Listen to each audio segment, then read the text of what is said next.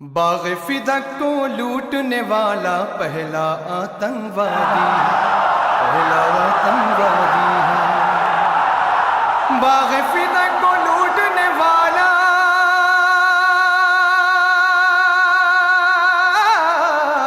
پہلا آتنکوادی ہے، جس نے در زہرا کا جلایا پہلا آتنکوادی ہے۔ باغ فدق کو لوٹنے والا پہلا آتنکوادی ہے۔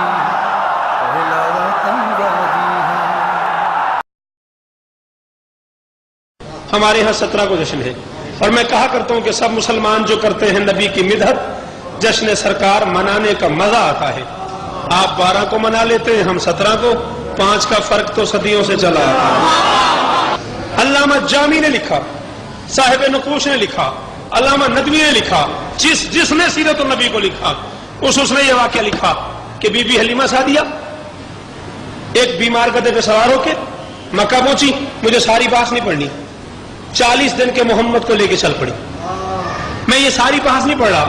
بیمار گدھے پہ، کچھ نے لکھا بیمار اونٹنی پہ، کچھ نے لکھا بیمار گدھے پہ، تو انہوں روایتیں دکھا سکتا ہوں۔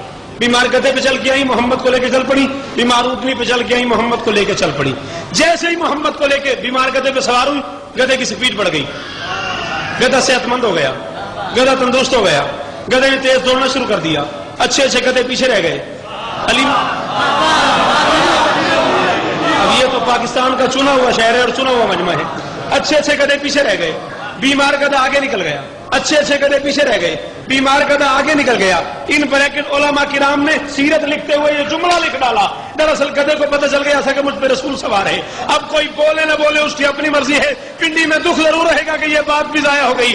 گدھے کو پتہ چل گیا تھا کہ مجھ پہ رسول سوار ہے۔ میں ہاتھ باندھ کے علماء سیرت سے کہوں گا قبلہ ناراض نہ ہو جائیے گا، یہ سیرت النبی ہے کہ مذاق ہے؟ 40 دن کا محمد گدھے پہ سوار ہوا ہے، گدھے کو پتہ چل گیا یہ رسول ہے، 40 سال تک محمد کو پتہ نہیں چلا۔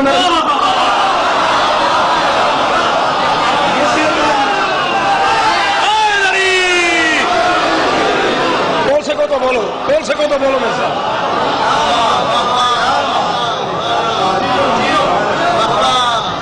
گدھے کو پتہ چل گیا کہ رسول ہے، 40 سال تک رسول کو پتہ نہیں چلا کہ میں رسول ہوں۔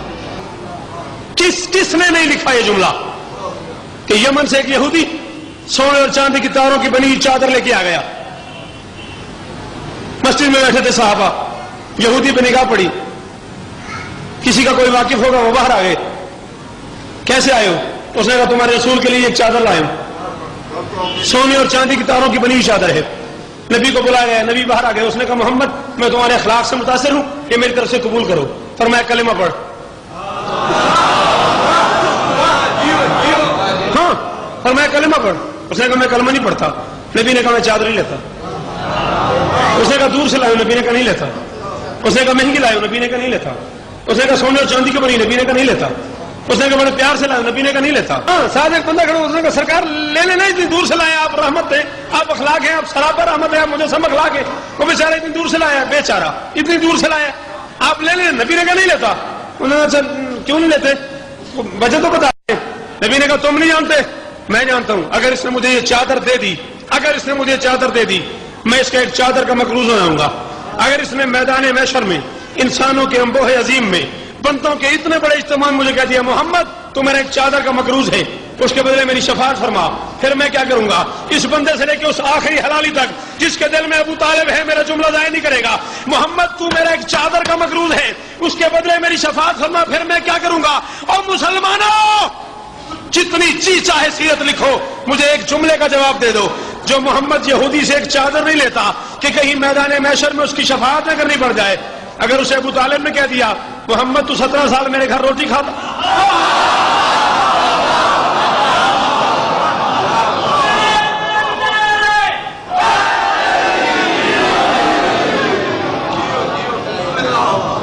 محمد تو 17 سال میرے گھر پلتا رہا ہے، تو 17 سال میرے گھر روٹی کھاتا رہا ہے، پھر وہ محمد کیا کرے گا؟ کتنے سنی رائٹر مانگتے ہو، شیعہ رائٹر نہیں، کتنے اہل سنت رائٹر دکھاؤں؟ چچا کو لحد میں اتارتے ہوئے کیا اعلان کیا محمد نے؟ یا امے کفلتنی یتیمن وربیتنی صغیرا वन्नसरतनी कबीरा। चाचा मैं यतीम हुआ, आपने मेरी किफालत की। चाचा मैं छोटा था, आप मेरे रब बन गए। रब बैता, तू रब था। नून बिकाया, ये मुतकल्लिम की, तू मेरा रब था। चाचा जब मैं छोटा था तू मेरा रब था। मोहम्मद ने अबू तालिब को रब कहा है लहद में उतारते हुए। जितनी किताबें आप अहले सुन्नत की मांगेंगे मैं दिखाऊंगा, साइम चिश्ती से लेकर मोमिन कुरैश तक जितनी किताबें आप मांगेंगे मैं दिखाऊंगा हवाले के लिए। मोहम्मद ने लहद में उतारते हुए अबू तालिब को अपना रब कहा है, और अल्लाह को हदीस किसा में मोहम्मद ने काबे का रब कहा है। अली ने भी काबे का रब कहा है, रब्बिल काबा का लफ्ज इस्तेमाल हुआ है। अल्लाह काबे का रब है। शौकत रजा शौकत में तो फतवे लगते रहते हैं, अब बताओ मैं क्या करूं। अबू तालिब मोहम्मद का रब है, अल्लाह काबे का रब है। काबा मफजूल है, मोहम्मद अफजल है। मुझे मुसलमान समझ ही नहीं आए, मफजूल के रब को सजदा करते हैं, अफजल के रब को काफिर कहते हैं। ये क्या सही?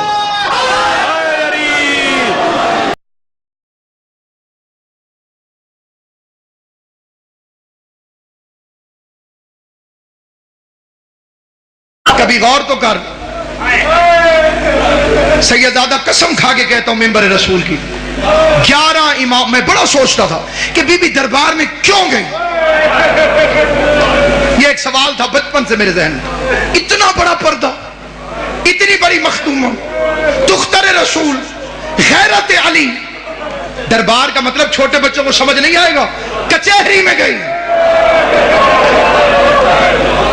मैंने कई बंदे अपनी आंखों से देखे, वो कहते हैं जनाब फुला जमीन है तो मेरी, लेकिन क्या करूं बेटी के नाम है, मैं कचहरी नहीं जाना चाहता। ये इस दौर की बात कर रहा हूं।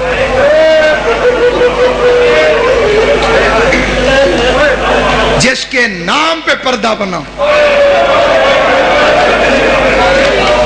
मैं सोचता था, मेरी एक अपनी सोच थी, गलत या सही, मैं सोचता था कि इतना महंगा तो नहीं था बाग फिदक, जन्नत की मालिकिन है, नहीं मिला बाग तो क्या हो गया, कचहरी में क्यों गए। कुरान की कसम अब समझ में आया, जब मैंने दुनिया में देखा ना जो बंदे शिया होते हैं, फिर मैं उनसे पूछता हूं कि तुम इतने सख्त हालात में, इतने मुश्किल दौर में शिया कैसे हो गए। और वो कहते हैं हक के ज़हरा।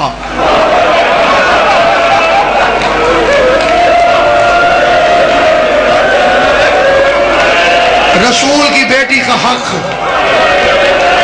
बाबा एहतिशाम शाह जी फिर पता चलता है 11 इमामों की मेहनत एक तरफ, ज़हरा के 4 घंटे की मेहनत है एक तरफ।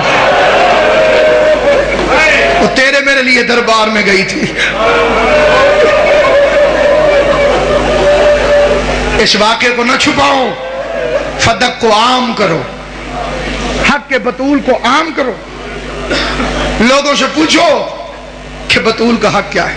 ये हमारे इलाके में एक बंदा शिया हुआ था, मैं उसका एक वाक्य सुनाता हूँ, 2-3 मिनट में, मैं ज्यादा पड़ गया अपने वक्त से और छोड़ रहा हूं मिंबर किबला से माजरत करके। बस 2 मिनट के अंदर वो पतीसा बेचता था छाबड़ी में, खुशी मोहम्मद उसका नाम है, अभी भी मुल्तान में मौजूद है। मैंने उसे एक दिन पूछा, मैंने कहा बाबा जी आप कैसे शिया हो। उसने कहा मैं फेरी लगाता था, गांव देहातों में फेर के ना पतीसा बेचो, जहां रश देखना खुशी गमी का वहां खड़े हो जाना, बच्चे आने मैंने फरोख्त। कहते एक मजलिस के बाहर रश देख के मैं खड़ा हो गया पतीसा लगा के। एक बच्चा आया, उस बच्चे ने पतीसा मांगा, मैंने उसे पतीसा दिया। अब पतीसा वो कहते हैं कि ऐसे अखबार में मेरे हाथ में कागज के अंदर, और बच्चे की जेबें ज्यादा थी। जब अल्लाह फाजिल करे वो बच्चा ढूंढने लग गया, आमतौर पे बच्चों के साथ हो जाता है कि इस जेब में पैसे हैं, इस जेब में, इधर उधर, वो ढूंढने लगे। कहते जितनी देर उसने पैसे ढूंढे मेरे कान में जाकिर की आवाज आई कि बतूल दरबार में गई। अल्लाह सलामत रखे। इमाम हुसैन की मां, तुम्हें दुनिया के किसी काम में न रोना है।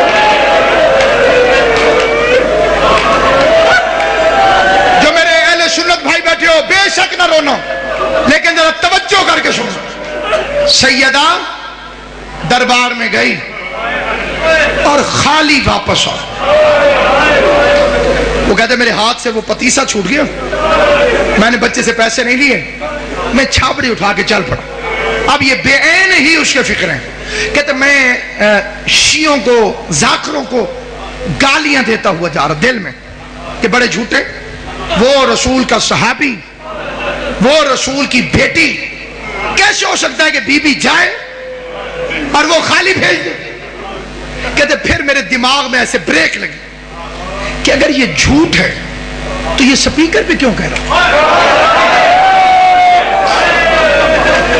इसे किसी मोहल्ले के मौलवी ने आके टोका क्यों नहीं? कहते मैंने फिर गौर किया तो वो कह रहा था कि सही बुखारी में लिखा हुआ। मैंने कहा ये तो हमारी किताब है, तो सही बुखारी को इतनी बड़ी तो नहीं, उसमें होगी तो हमारे मौलवियों को पता होगा। कहते मैं बड़ा परेशान घर आ गया, बड़ा लंबा वाक्य मुख्तसर कर। कहते घर आया, हाथ मुंह धोया, खाना खाने बैठा, पहला लुकमा खाया, गले में फंस।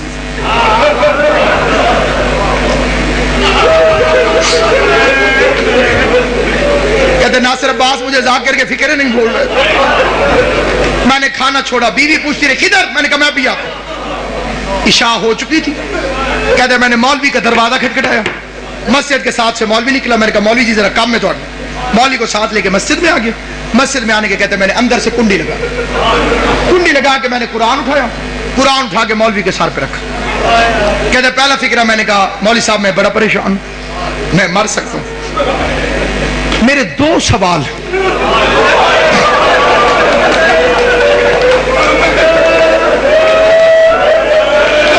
हाय ज़हरा, आप इतना रो चुके हैं जितना एक मजलिस के लिए बहुत ज्यादा है, मेरी औकात से ज्यादा। अब मेरी मिन्नत है रोते भी रहना और ये फिक्र, ये सादे बंदे की बात कर रहा हूं जो स्कूल गया ही नहीं।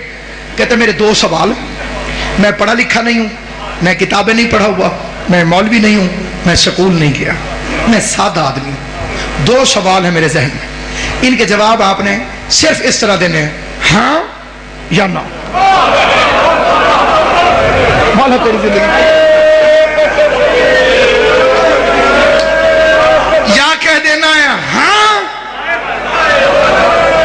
और या कह देना है ये कुरान आपके सर पे, कुरान जाने और तुम जानो, मैं तेरे जवाब पर यकीन करूं। मौली ने कहा पूछ। पहला सवाल, कहते सच सच बता, नबी करीम के दुनिया से जाने के बाद हजरत बीबी खातून जन्नत फातिमा तो ज़हरा दरबार में हक मांगने गई थी।